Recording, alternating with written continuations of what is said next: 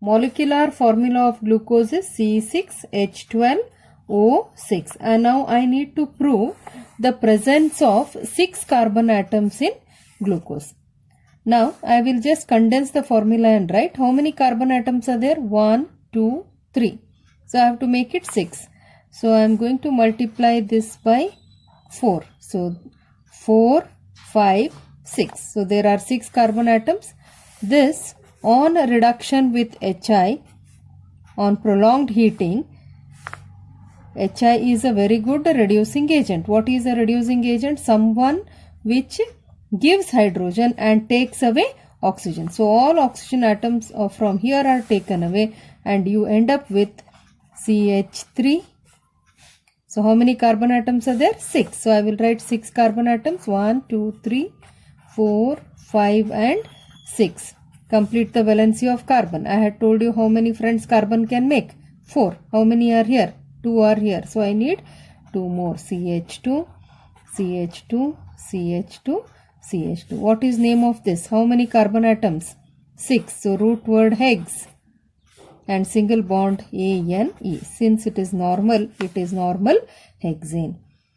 So when you go for reduction of glucose using hydrogen iodide on prolonged heating will give you N-hexane. So hexane should have how many carbon atoms? 6 carbon atoms. So it is proved that glucose has 6 carbon atoms which are in a straight chain. So second point, we need to prove that there is carbonyl group in what? In glucose. So aldehydic group is present, CHO. CHO means it should have CO group. CO group is called as carbonyl group. If to the CO group hydrogen is attached like this, then it is aldehyde. If R group is attached, then it is called as a ketone. Done. So I need to prove the presence of carbonyl group first and then prove the presence of aldehydic group. So what I do now? I am going to react it with hydroxyl amine. So amines are derivatives of ammonia, NH2 and hydroxyl group is there, OH. So one hydrogen of ammonia is replaced by OH. So this is hydroxyl amine. So whenever you react hydroxyl amine with glucose, there is elimination of water molecule and you end up with formation of oxime. So what do I get? There is removal of water. So I shall rewrite this equation here. CH double bond as it is. H2 has gone out. What is left out? NOH and rewrite everything as it is. CHOH 4 times and CH2OH. This is called as oxime. If carbonyl group is present, then only molecules will react with hydroxyl amines to form oximes. And coming to the second reaction, again I have written here glucose. I need to prove another time that there is presence of carbonyl group. I'm going to react it with hydrogen cyanide. Since CN is electronegative, it will have a negative charge and hydrogen will have a positive charge. In this case also, oxygen will get a negative charge and carbon will get a positive charge. So I shall write here carbon is having positive charge, oxygen is having negative charge. So unlike charges should attract each other. So which part of this will go to oxygen? Hydrogen, because it is carrying positive charge. So I'll write H here. Carbon has positive. So what should come here? CN. Correct? And rest other things, write them as it is. CHOH 4 times and CH2OH. So there is formation of cyanohydrin, cyanohydrin. All these are common names. So hydrogen cyanide on reaction with the carbonyl group of glucose will give you cyanohydrin. Hydroxylamine on reaction with carbonyl group of glucose will give you oxime. Both these reactions prove the presence of what? Carbonyl group. Where? In glucose. If carbonyl group is present, then what should be? It should be either an aldehyde group or ketonic group. So we need to check whether it is aldehydic or ketonic group. These reactions are very important. Any one of these can be asked for 2 marks. Reaction to prove the presence of aldehydic group. We have already seen the presence of carbonyl group by reaction with hydrogen cyanide and hydroxylamine. Now I have to prove that whether that C double bond O group is aldehydic or ketonic group. Okay.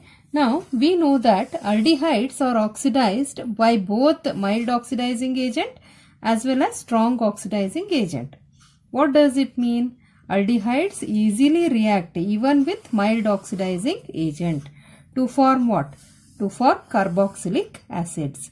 Whereas primary alcohols are oxidized only by strong oxidizing agents and not by mild oxidizing agent. So once again, aldehydes are oxidized even by mild oxidizing agent. What does it mean? They are oxidized obviously by strong oxidizing agent. Whereas primary alcohols are oxidized only by strong oxidizing agents. What are the examples of mild oxidizing agents?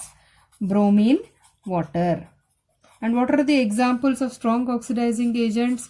Your KMNO4, K2Cr2O7, nitric acid, etc. Okay. Now, look here. I have glucose. We should not know, we did not know the structure of glucose, but you have already learnt it beforehand. So I have glucose here on reacting it with bromine water. What do you know about bromine water? It is a mild oxidizing agent. So on oxidation of glucose, the carbonyl group present in glucose gets converted into gluconic acid. So immediately glucose gets converted into gluconic acid. What is gluconic acid? Gluconic acid has 6 carbon atoms in it with a carboxylic group. So it is derivative of glucose. You end up with gluconic acid. What does it mean? It means that the carbonyl group present in glucose is aldehydic group. Because it is an aldehydic group, it has got converted into gluconic acid. If it was other than aldehydic group, or suppose if it was a ketonic group, it would not have got converted. Hope you have understood this. So glucose on oxidation with mild oxidizing agent will give you gluconic acid. It means the carbonyl group is aldehydic group only. Now we need to prove the presence of OH groups in alcohols. In glucose. So acetic anhydride reacts with alcoholic OH groups to form acetates. Now whenever you react glucose with acetic anhydride, we end up with pentaacetate. What does it mean? It means that in glucose there are 5 OH groups. Now let me help you to write the structure of acetic anhydride. Anhydride means it does not contain water molecule. So I have taken acetic acid molecule here, CH3COOH, CH3COH. There is removal of water molecule shown here. Yes, minus water molecule, and what is left out? So you have CH3CO, and only one oxygen is present, which links both these groups. So this is called acetic anhydride. So it is derivative of what? Acetic acid. So this acetic anhydride, I am going to react it with glucose. Done. I have not written it by 4 times. I'll just show the reaction and then write. So this is acetic anhydride. Acetic anhydride reacts with what? The OH groups. So here what happens? the bond between oxygen and hydrogen breaks and this bond breaks. So what is left out? CH3COO and this hydrogen. So plus, what do I get? CH3COOH. This is acetic acid. So what is left behind? You have oxygen, right? Oxygen. Then C double bond O CH3. But in glucose, how many CHOH groups are there? 4. So multiply whole of this by 4. Now again one OH group is here. This also reacts with acetic anhydride. So you should end up with CH2O C double bond O CH3. So how many acetate groups are totally present now? 4 plus 1, 5. So this is penta-acetate. So glucose on reaction with acetic anhydride gives you penta-acetate, which is stable. So if it is stable, it means that the OH groups are attached to different carbon atoms. Okay. It proves the presence of 5 OH groups in glucose. So point number 1, we had proved how many carbon atoms are there? 6 carbon atoms by reacting with hydrogen iodide. Point number 2, we proved presence of carbonyl group. Point number 3, we proved that carbonyl group is what? Aldehydic group. Then we proved that other than aldehydic group, we have 5 OH groups. Done? Glucose on reaction with strong oxidizing agent like nitric acid, the aldehydic group will immediately react because it even reacts with mild oxidizing agent to give you gluconic acid. Whereas the CH2OH group, which is present in the last carbon atom, will get converted into aldehyde and then get converted into COOH. So you end up with a molecule wherein you have COOH group on the first carbon atom as well as on the sixth carbon atom, and that is called as saccharic acid. What do we learn by this? It means that the sixth carbon atom which is present contains OH group which is primary in nature. So the rest other 4 OH groups are secondary alcoholic group, whereas the sixth carbon atom having OH group is primary carbon atom. With the knowledge of all this, they were able to propose the structure of glucose. So how many carbon atoms we had proved? There are 6 carbon atoms, and how are they? They are in a straight chain, not linked with each other, because you had got N-hexane. So I have written 6 carbon atoms. So I need to number them. 1, 2, 3, 4, 5 and 6. So aldehydic group should be on carbon number 1. We had proved the presence of aldehydic group, so I have written. So primary alcoholic group cannot be on second to fifth carbon atom because it will become secondary. So primary alcoholic group will be present on the sixth carbon atom, right? So on the rest of the places you will have what? Secondary OH groups. And what was the prayer I had told you? OH, OH, H, OH.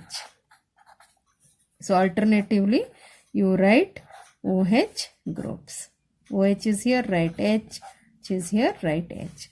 Now you may ask why we have written it in the other way around. The Fischer conducted n number of experiments and he proposed this particular structure, and this structure is called Fischer projection formula, right?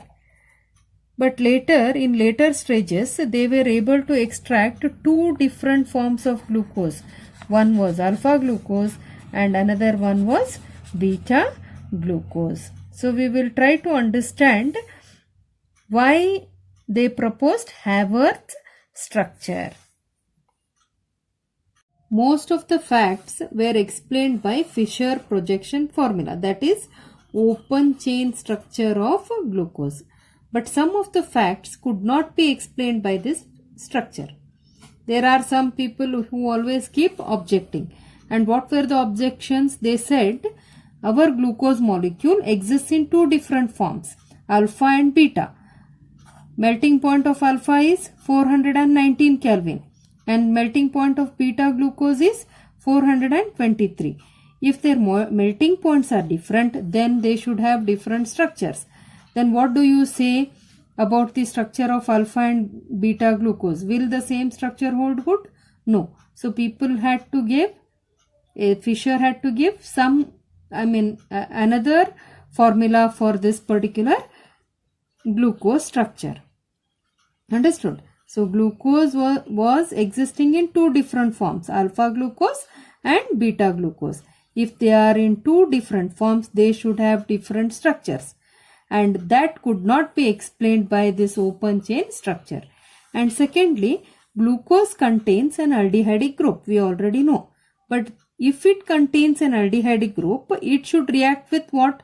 Skiff's reagent and sodium bisulfite solution.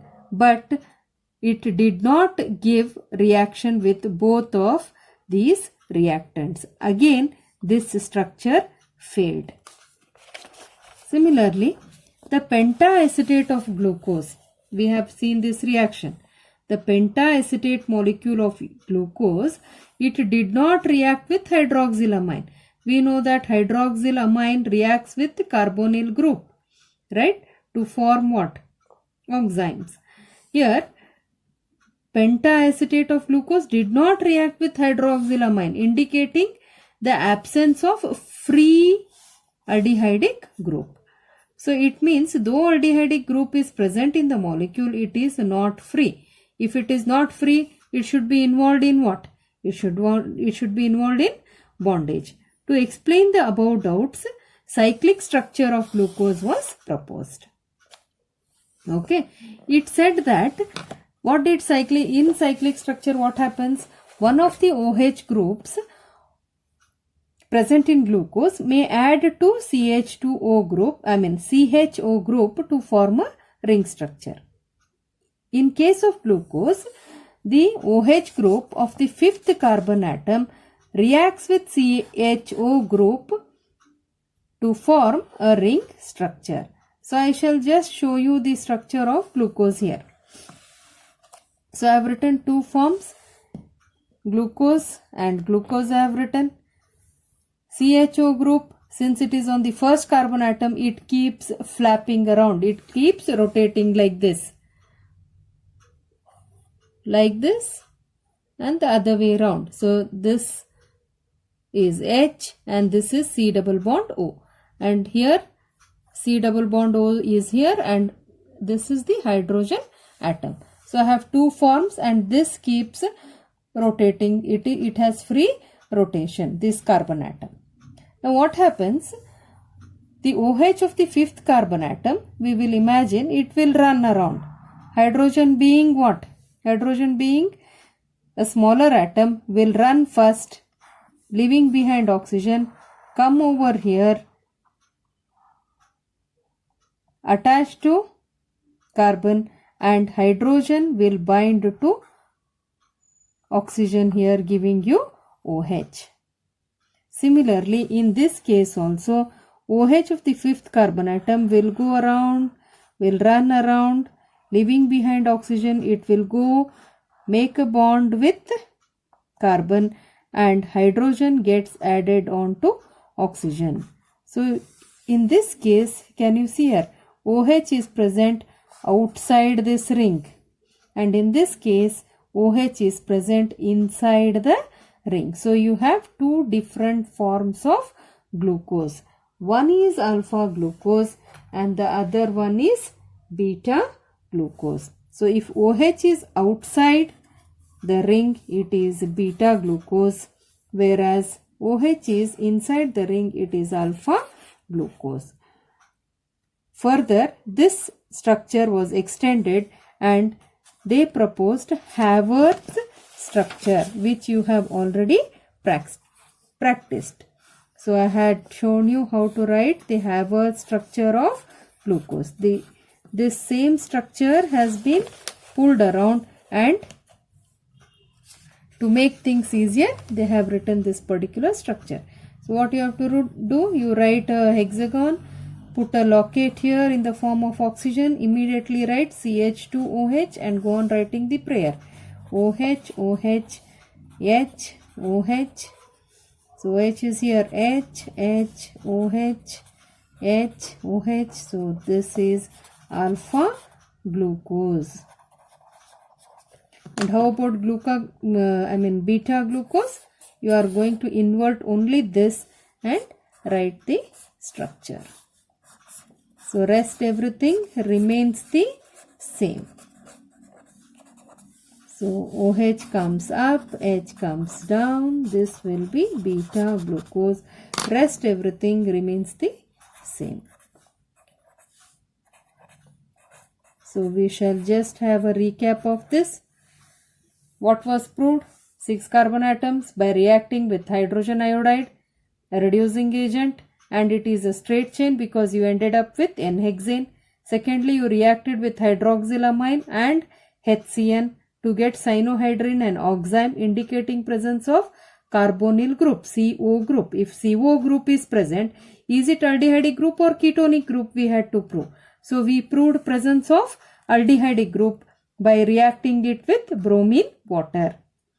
Right. After that, we tried to prove the presence of hydroxyl groups, OH groups. So we reacted it with acetic anhydride. We got pentaacetate, indicating presence of 5 OH groups. Further, when you reacted with it with concentrated nitric acid, you ended up with saccharic acid. Saccharic acid is a 6 carbon atom molecule having 2 COOH groups at the first and the last carbon atom, indicating that one of the COOH groups is primary. So with that, they proposed the open chain structure of glucose. But again, they had objections for this because glucose existed in 2 different forms, alpha and beta. Glucose, though it had an aldehyde group, did not react with Skiff's reagent and sodium bisulfite solution. Then the pentaacetate of glucose did not react with what? Hydroxylamine. To overcome that problem, they said they proposed the cyclic structure. They said the 5th OH group, it binds with the carbon atom and you end up with cyclic structure, both alpha and beta, as I have shown here. And they proposed Haworth structure of glucose. Haworth's structure of glucose. I think you have understood about the elucidation of structure of glucose.